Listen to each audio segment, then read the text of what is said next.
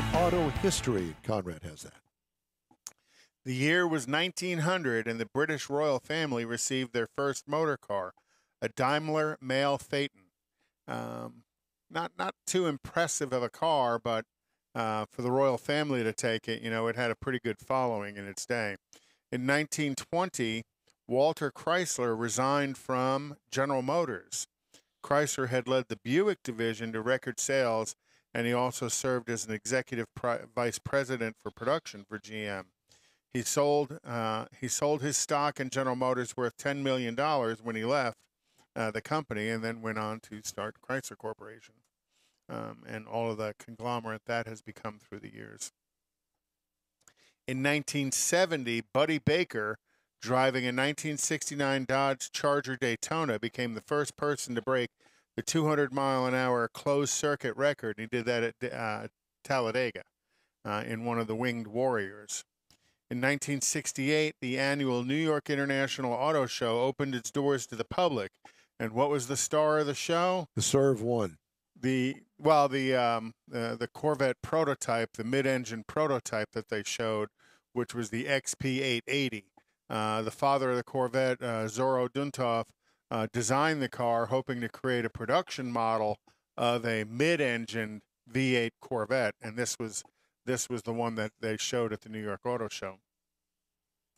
And now, I think looking back, Zoro would be quite proud of the C8 and the iterations of the C8 that are out there. In 1998, German automaker BMW bought Rolls-Royce for $570 million. These are the guys that are in charge of the check engine light on Jag. That's them. That's them. Well, they all need to be taken out and checked engine whipped. Yeah. Beat with a stick. In 2008, Ford Motor Company announced the sale of its Jaguar and Land Rover division to Tata Group, one of India's oldest and largest business conglomerations. So you could always say that Jaguar and Land Rover are nice Tatas. Let me hear it, Jeff. No. In 2009, Rick Wagner, the chairman of General Motors, and at that time in 2009, GM was in a lot of trouble. He resigns at the demand of the Obama administration.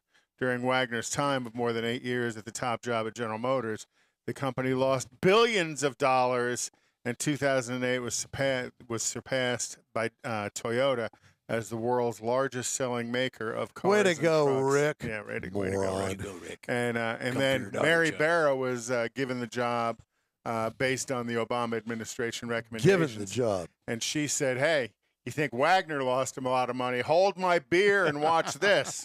And GM, you know, that was the time I was involuntarily separated from GM. Involuntarily separated. Okay. GM has virtually collapsed since then. So don't let the government run your business. And that is This Week in Auto History. Terrific. Thank you, sir.